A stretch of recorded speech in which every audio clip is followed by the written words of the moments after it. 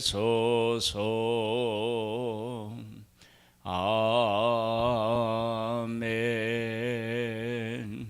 아멘. 창세기 44장 말씀을 보겠습니다.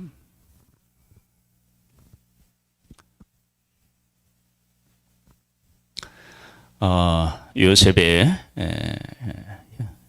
형들이 얼마나 많이 변했는지를 알 수 있는데, 이것을 우리가 좀 더 큰 그림으로 한번 보고 해석한다면, 이 12명은 그 이스라엘이라고 하는 12지파로 하는 나라를 이루어야 됩니다. 이 나라는 하나님을 세상에 드러내 보여주는 통로이고, 그리고 이들을 통해서 하나님의 통치, 다스리심, 또 살아계심, 그 사랑, 구원, 이런 것들을 세상에 보여줘야 하는 아주 중요한 존재들이죠. 그런데 이들 아래는 그런 존재를 발견하기가 사실은 어려웠고, 시기와 질투로 그들의 삶이 거의 채워졌다 해도 과언이 아니고, 그럴 수밖에 없는 것은 이들의 시작 자체가 속임수로 사실은 출발했기 때문에 그래요. 라반이 라헬을 들여보내야 되는데 레아를 들여보내는 것부터 시작되었고, 또 그리고 이 레아와 라헬이 서로 시기하고 질투하며 남편의 사랑을 받아보겠다, 이런 일들이 막 여러 가지 인간적인 것들이 얽히고 설켜서 이 가정은 사실은 편할 날이 없었다라고 할 수 있습니다. 이러한 가정을 하나님께서 하나님의 나라를 이루는 기초석으로 사용하셨단 말이에요. 그러니까 이들이 그런 존재들로 세워져야 된단 말이죠. 그 세워지는 과정 속에서 고통을 겪게 되는데, 이 고통이 무엇으로 바뀌느냐? 그러면 진주처럼 바뀝니다. 이것이 하나님께서 하나님의 거룩한 뜻을 이루기 위해서 물밑 작업을 하신 것이죠. 한번 보겠습니다. 요셉이 그의 집 청지기에게 명하여 이르되 양식을 각자의 자루에 운반할 수 있을 만큼 채우고 각자의 돈을 그 자루에 넣고, 또 내 잔 곧 은잔을 그 청년의 자루하기에 넣고 그 양식값 돈도 함께 넣으라 하매 그가 요셉의 명령대로 하고 아침이 밝을 때에 사람들과 그들의 나귀들을 보내니라. 요셉이 처음에는 이제 정탐꾼이라고 속이고, 지금은 이제 은잔을 넣어서 이제 도적으로 이제 몰고 있거든요. 이 문제는 참 저한테는 숙제와 같은 것입니다. 첫 번째는 어찌 해석을 했는데, 두 번째까지 꼭 이걸 해야만 했느냐라고 하는 문제는 어느 정도 받아들이고 이해는 하지만, 완전히 이거다라고, 이래서 그런 것 같다라고 그게 해석이 잘 안 되는 부분 중에 하나입니다. 저는 4절에 보면 그들이 성읍에서 나가 멀리 가기 전에 요셉이 청지에게 이르되 일어나 그 사람들의 뒤를 따라가서 그들에게 이르기를 너희가 어찌하여 손을 악으로 갚느냐? 이것은 내 주인이 가지고 마시며 늘 점치는 데에 쓰는 것이 아니냐? 너희가 이같이 하니 악하도다 하라. 청지기가 그들에게 따라가서 그들에게 말하니 그들이 그에게 대답하되 내 주에 어찌 이렇게 말씀하나이까? 말씀하시나이까? 당신의 종들이 이런 일을 결단코 아니하나이다. 우리 자루에 있던 돈도 우리가 가나안 땅에서부터 당신에게로 가져왔거늘 우리가 어찌 당신의 주인의 집에서 은금을 도적질 하리이까. 당신의 종들 중 누구에게서 발견되든지 그는 죽을 것이요 우리는 그 내 주의 종들이 되리이다. 그가 이르되 그러면 너희의 말과 같이 하리라. 그들이 그것이 누구에게서든지 발견되면 그는 내게 종이 될 것이요 너희는 죄가 없으리라. 그들이 각기 급히 자루를 땅에 내려놓고 자루를 각기 푸니 그가 나이 많은 자에게서부터 시작하여 나이 적은 자에게까지 조사하매 그 자림이 베냐민의 자루에서 발견된지라. 그들이 옷을 찢고 각기 짐을 나귀에 싣고 성으로 돌아가니라. 큰 지금 위기에 처하게 되었습니다. 아마 이렇게 그 두 번을 한 것은 요셉이 처음에는 아버지의 사랑을 받았을 때 형들이 미워했잖아요. 채색 옷을 입어서. 그리고 또 한 번은 하나님의 사랑, 즉 꿈을 두 번 겹쳐 꾼 일 때문에 더욱 어떻게 해요? 미워하게 됩니다. 그리고 결과적으로 어떻게 되느냐? 이를 죽이려고 하는 마음을 먹게 되고 이를 나중에는 이제 파는 일이 생기게 됩니다. 사람에게 있어서 고통이라고 하는 것은요, 고통을 당하기 전과 고통을 겪을 때 이건 완전히 다릅니다. 그러니까 우리는 어떤 환경을 통해서 고통을 겪게 되면 그 고통 안에서 잘못도 돌아보기도 하고 인간의 한계, 즉 부족하다라는 것을 절실하게 느끼기도 해서 본질적인 한 인간의 존재의 모습으로 어떻게 해요? 돌아와요. 그러니까 뭔가 조금만 잘 되면 내가 대단한 존재인 것처럼 알고 내가 또 무엇이든지 할 수 있는 것처럼 생각하지만 사실은 인간에게 조그만 난관이라든지 어려움을 만나게 되면 사실 사람은 금방 내 꼬리를 내리게 되어 있습니다. 한번 보겠습니다. 유다와 그의 형제들이 요셉의 집에 이르니 요셉이 아직 그곳에 있는지라 그 앞에서 땅에 엎드리니 요셉이 그들에게 이르되 너희가 어찌하여 이런 일을 행하였느냐? 나 같은 사람이 점을 잘 치는 줄을 너희는 알지 못하였느냐? 유다가 말하되 우리가 내 주께 무슨 말을 하오리이까? 무슨 설명을 하오리이까? 우리에게 어떻게 우리의 정직함을 나타내리이까? 하나님이 그들의 죄악을 찾아내셨으니 하나님이 종들의 죄악을 찾아내셨으니 우리와 이 잔이 발견된 자가 다 내 주의 노예가 되겠나이다. 요셉이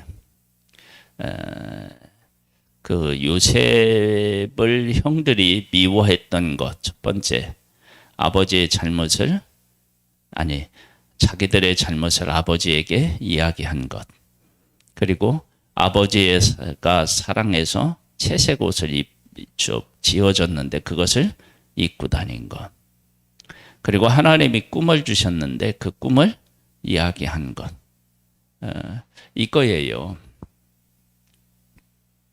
즉 그것은 요셉이 선택하는 문제가 사실은 아니었고 자기도 그 일 때문에 힘들었을 건데 그 일을 담당하죠. 짊어지죠. 지금 요셉의 형들은 도적질하지 않았는데 도적질한 것처럼 되어버렸고요. 그리고 잘못이 없는데 잘못한 사람처럼 되었는데 그것을 자기들 스스로 풀 능력이, 해결할 능력이 없는 것입니다. 아마도 이런 일들을 통해서 요셉의 그런 어떤 마음, 이런 것들에 대한 이해가 많이 아마 됐을 거예요. 요셉이 17절입니다. 요셉이 이르되 내가 결코 그리하지 아니하리라. 잔인 그 손에서 발견된 자만 내 종이 되고 너희는 평안히 너희 아버지에게로 돌아 올라갈 것이니라. 유다가 그에게 가까이 가서 이르되 내 주여 원하건대 당신의 종에게 내 주의 귀에 한 말씀을 아르게 하소서. 주의 종에게 노하지 마소서. 주는 바로 같으심이니이다. 이전에 내 주께서 종들에게 물으시되 너희는 아버지가 있느냐 아우가 있느냐 하시기에 우리가 내 주께 하리되 우리에게 아버지가 있으니 노인이요 또 그가 노년에 얻은 아들 청년이 있으니 그의 형은 죽고 그의 어머니가 남긴 것은 그뿐이므로 그의 아버지가 그를 사랑하나이다 하였더니, 지금 유다의 고백에서 무엇을 느끼느냐 그러면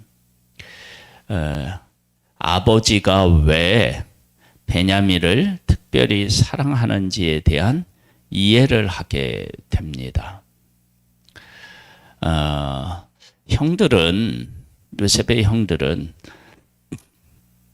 아버지의 사랑을 제대로 받지 못한 것에 대한 아픔이 있었죠. 근데 그 아픔이 예전에는 시기와 질투 쪽으로 흘렀다면 지금은 아버지의 사랑을 이해하는 쪽으로 그 방향이 바뀌었습니다. 우리는 어떤 삶에서 어떤 고통을 만나게 됩니다. 근데 그 고통을 만날 때 나 중심으로 그 고통을 생각하면 그 고통이 미움과 시기, 질투 쪽으로 나아갈 수 있습니다. 그러나 상대방이 왜 그럴까라고 하는 상대방 중심으로 조금만 더 생각해 보면 이해하는 쪽으로, 긍휼히 여기는 쪽으로 바뀔 수 있습니다. 이러한 일들은 우리들의 삶의 현장에서 정말 많이 일어나고 실질적으로 있는 일들인데요. 어떤 사람이 사람을 그렇게 괴롭혀요. 그래서 처음에는 그 사람이 그런가 보다 하다가 나중에는 막 짜증나고 화가 나요. 그러다가 좀 더 지나다 보면 어떻게 되냐면 그런 그의 인생이 참 안 됐다라고 하는 생각이 들기도 해요. 그런 것이 무엇을 중심으로 보느냐에 따라서 그 나에게 겪은 그 고통이 어느 쪽으로 해석되느냐에 따라서 이게 달라지거든요. 그러니까 요셉의 형들이 이제 자기들이 겪었던 아픔이 아버지의 마음을 이해하는 쪽으로 바뀌었다고요. 그리고 이렇게 하나가 된 이들이 하나님의 백성을 이루는 그런 귀한 존재로 쓰임받게 되는 거죠. 21절에 주께서는 또 종들에게 이르시되 그를 내게로 데리고 내려와서 내가 그를 보게 하라 하시기로 우리가 내 주께 말씀드리기를 그 아이는 그의 아버지를 떠나지 못할지니 떠나면 그의 아버지가 죽겠나이다. 주께서 또 주의 종들에게 말씀하시되 너희 막내 아우가 너희와 함께 내려오지 아니하면 너희가 다시 내 얼굴을 보지 못하리라 하시기로 우리가 주의 종 우리 아버지에게로 도로 올라가서 내 주의 말씀을 그에게 아리었나이다.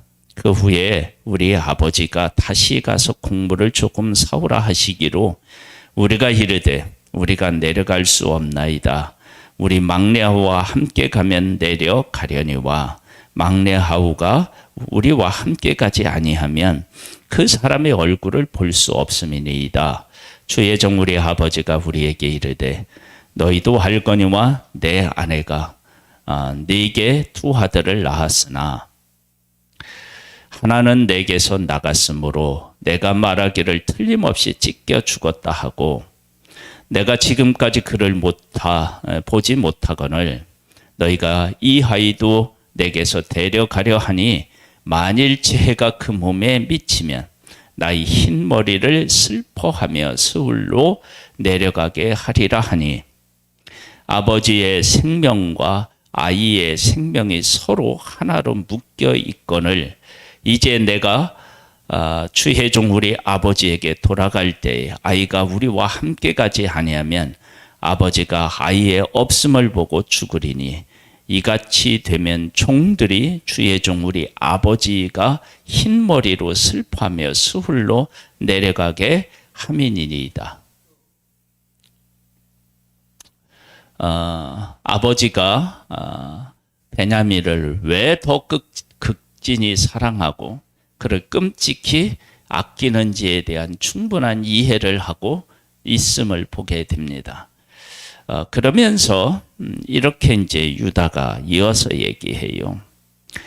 주의 종이 내 아버지에게 아이를 담보하기를 내가 이를 아버지께로 데리고 돌아오지 아니하면 영영이 아버지께 죄짐을 지리이다 하였사오니 이제 주의 종으로 그 아이를 대신하여 머물러 있어 내 주의 종이 되게 하시고 그 아이는 그의 형제들과 함께 올려 보내소서.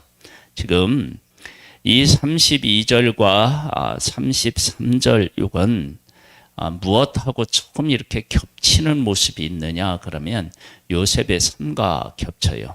지금 요셉이 종살이를 했다가 지금 총리가 됐잖아요.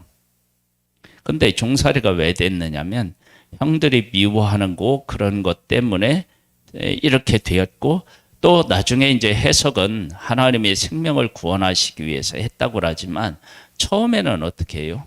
형들이 자기를 팔았으므로 이렇게 종이 되었다라고 생각했겠죠. 그것이 세월이 지나면서 하나님이 하신 것으로 바뀌었잖아요. 그렇죠? 지금 유다의 고백은 뭐냐면 처음에는 자기 자신들의 어떤 그 사랑받지 못한 고통에 대한 것을 이야기하다가 나중에 아버지의 어떤 그 마음을 이해하는 쪽으로 바뀌어요. 요셉도 처음엔 자기를 팔았다고 생각하고 고통 가운데 있다고 생각했는데 나중에는 이게 하나님의 뜻이라고 하는 것을 깨달아 알게 되죠. 그렇게 우리가 어떤 문제를 만나서 고통을 겪게 되면 이 고통이 하나님이 함께 하시고 하나님이 주관하시면 이게 상처로 끝나는 것이 아니라 이것이 하나님의 아름다운 뜻을 이루는 그런 결과물들로 세워진다라고 하는 것이 우리가 하나님과 동행하면서 누리는 큰 복입니다.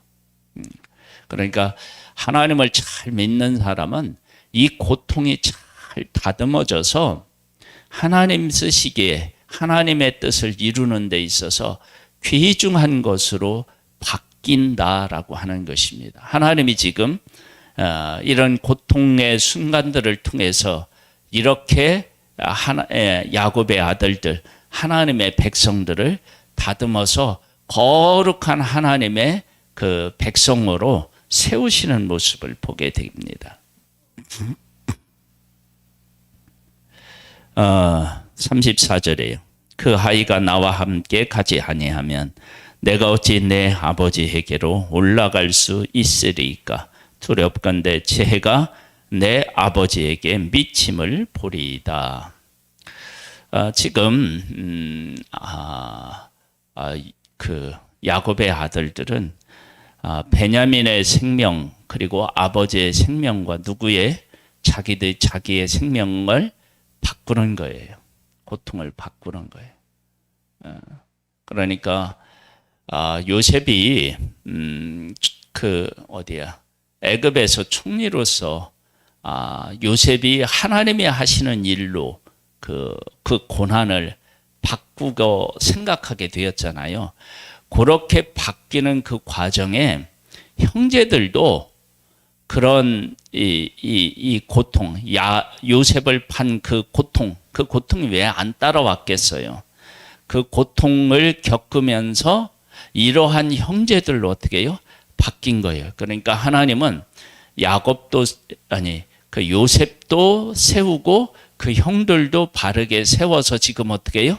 만나고 있음을 우리가 알 수 있습니다. 우리는 고통을 겪지 않으면 내가 누구인지를 잘 모를 수 있어요. 그리고 내가 당하는 이 고통을 이렇게도 해석할 수 있고 저렇게도 해석할 수 있어요.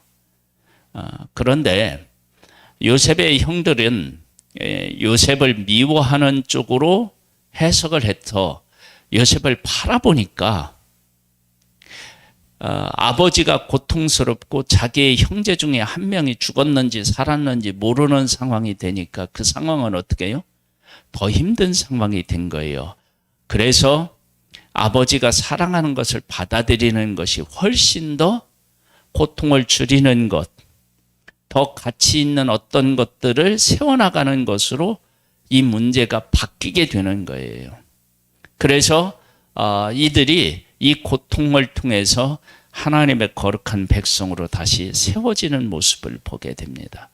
여러분, 우리가 당하는 고통을 시기와 질투, 분노 이런 쪽으로 해석해서 그쪽으로 가잖아요.